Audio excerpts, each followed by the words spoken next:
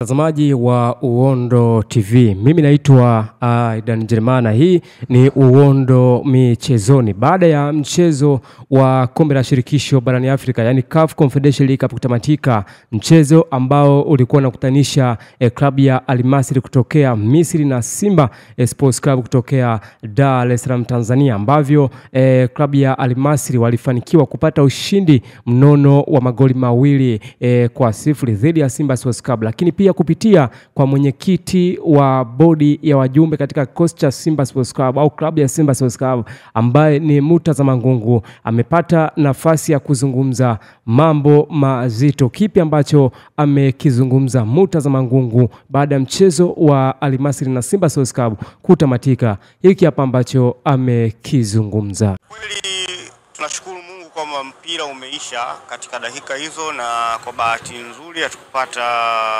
injuries. Zaidi ya hapo, ukiangalia mchezo, dominance yetu sisi ilikuwa ni kubwa sana, na ni bahati mbaya sana tumekosa magoli mengi ya wazi, na hii inatokana labda tumetengeneza nafasi nyingi lakini hatukuwa na bahati ya kupata magoli.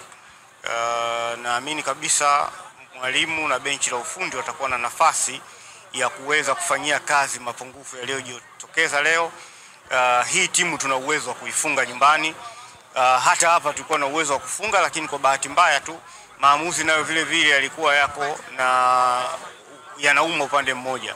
Lakini kwenye michezo hii kiafrika tunakubaliana na hilo, na tunawasubiri waje nyumbani na sisi tuje kucheza nao, tuone na sisi tutautumiaje uwanja wetu wa nyumbani.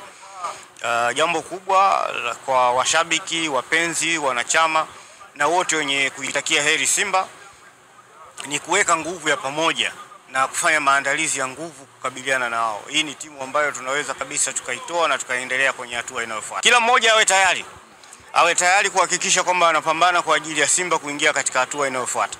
Hakuna jambo jingine. Kila mmoja awe tayari, ambao wanatakiwa kwenda uwanjani waje, wale ambao wanafanya dua, wanaofanya sala, lolote tufanye, tuhakikishe kwamba tunapata ushindi.